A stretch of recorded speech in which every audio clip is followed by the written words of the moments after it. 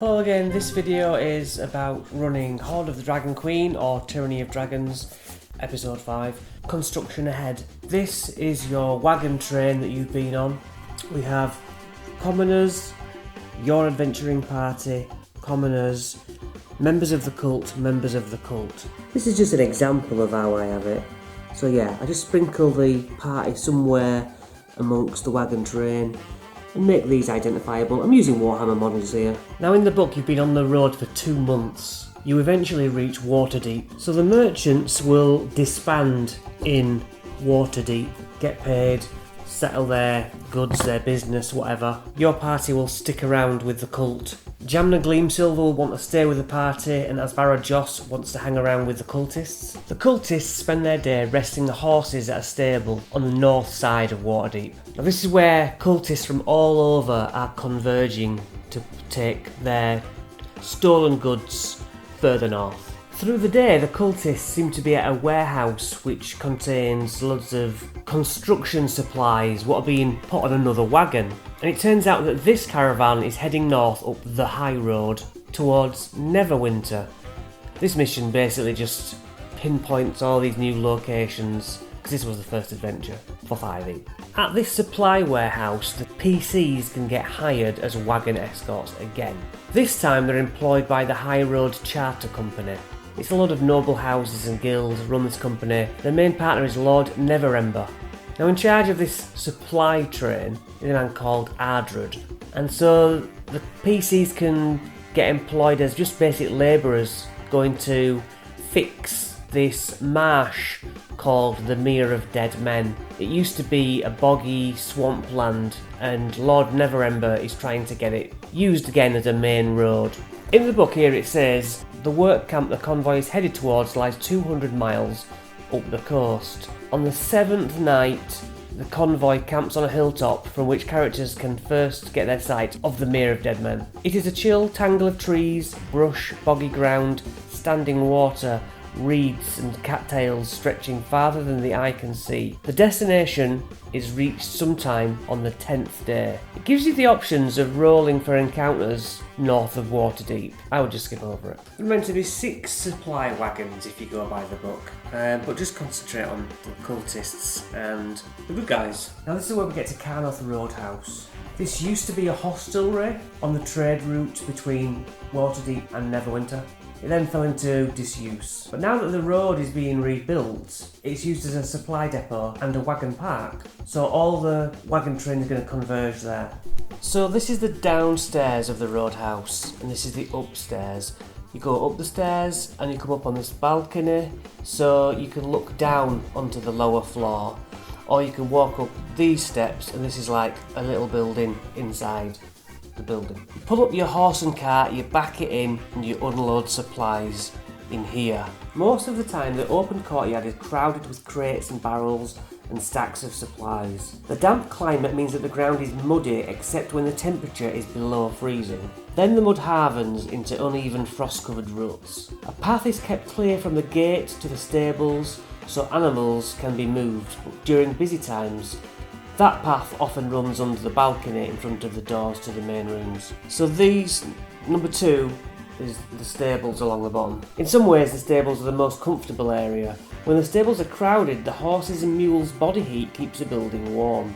4 stable boys take care of the animals and sleep here. Only the youngest, a quick-witted boy called Wump, has any suspicion about the mysterious goings-on. He knows nothing about the cult, but he wonders why anything used by road builders needs to be locked up in Area 4. So number 3 has double doors on the west side of it, and there's actually a door just next to these stairs as well. The warehouse door is latched but unlocked. Supplies that shouldn't be left exposed to the weather are stored here, food for the people, and fodder for the animals. Via that room you go into Area 4. Area 4 is called the Strong Room. Unusually, valuable cargoes and personal items are kept in the Strong Room under lock and key. None of the workers know or care what sorts of road building supplies are considered so valuable they must be locked up for protection. They just follow Bog Lux instructions and stack things where they're told. Now Bog Luck is a burly half-orc. He has a key to the inner room number 4. He was recruited by the cult years ago. Road building cargo is loaded into the compound normally, but Bog Luck ensures that the contraband is stored in the strong room.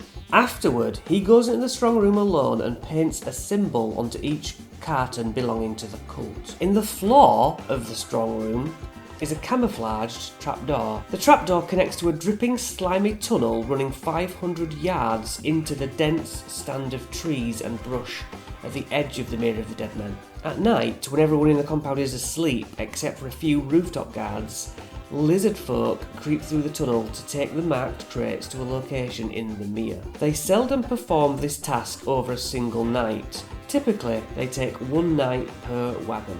So since sleeping rooms don't have locks on the doors, workers and teamsters often have Bog Luck lock their cash and other valuables into the strong room for safekeeping. He keeps a record in a ledger book of all the personal items stored there. The key for this room is always on Bog Luck's belt. The trapdoor is located in the southeast corner of the room. An empty crate nailed onto the doors covers it. So when the door is open, the whole crate tips towards the north. Being nailed to the floor, the crate feels solid and full to the casual bump or shove.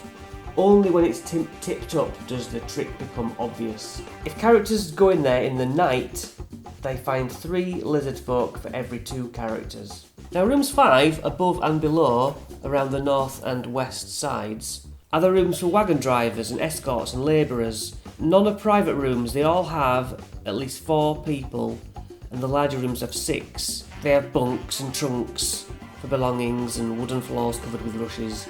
None of the rooms have locks except Bog Luck's. His room is more spacious and comfortable than the others, but he's seldom here. He keeps the door locked. If you do break into his room, you find books on philosophy and natural history. He's quite an educated man. Room number 7 is this one in the corner.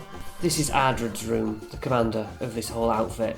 Then walking up these stairs above the strong room, etc., is the kitchen. This upper room is used for preparing food on a large stove. In the evenings, this doubles as a common room where people gather to smoke, drink and keep warm. The cook, a grumpy human called Gristle Pete, kicks everyone out so he can unroll his mattress and blankets and get some sleep. Now Gristle Pete will be muttering about not getting sleep from all the critters in the floors banging and knocking and hitting at all hours. He doesn't know that they are the lizard folk. So the whole idea is the characters uncover this secret tunnel out of the strong room, and it would be quite nice to have them fight Bog Luck. So in the book it talks about clues for finding out what's going on here. If they watch the wagons being unloaded, they'll notice Bog Luck directing labourers to carry the crates brought from the greenfields into the warehouse. If they get a chance to see what's going on, they'll see all the crates go into the strong room. Now Gristle Pete, as we just looked at, he sleeps above and he hears things, sounds, that's a clue. Or they can take the direct approach and inspect the strong room secretly. This leads to a fight with lizard folk. You can pick the lock, or you can actually try and lift the key from Bog Luck's belt. Now Bog Luck will help call all the other labourers to come and join in the fight. That could be a TPK. You can also have the players overhear words like strong room, tunnel, lizard folk and Bog Luck. Searching the cultist's room turns up a personal bag containing 6 polished gems and small, easily concealed items of jewellery, altogether worth about 1,400 gold pieces. The cultists have a thief among them, a half-elf named Lavian Keenblade. If he can be identified and accosted away from the others, he might agree to help the characters in exchange for their help getting away. Now if you remember, Jamna actually murdered one of the cultists on the road, and there's a bit of a grudge between the cultists and the party now. So this is a good time and a good location for that cultist, I mine was Trent, to pick a fight with the supposed killer in the PCs. There's a bit of a showdown. And that showdown is temporarily allowed to go ahead, although it's not allowed to be a group fight, it's more of a one-on-one situation. The cultist means to kill the character, and she will if she wins the duel, continuing to stab the body after the character is at 0 hit points and no one stops her. And that location is simply the end of episode 5. Another half put together episode, I would say. It's what you make it. Do with that what you will. Let me know what game you're running at the moment. Tell me what you think of this adventure. Please leave me some comments, no matter how they are. And thanks for watching. Now YouTube might throw you another suggested one from me. Please take a look.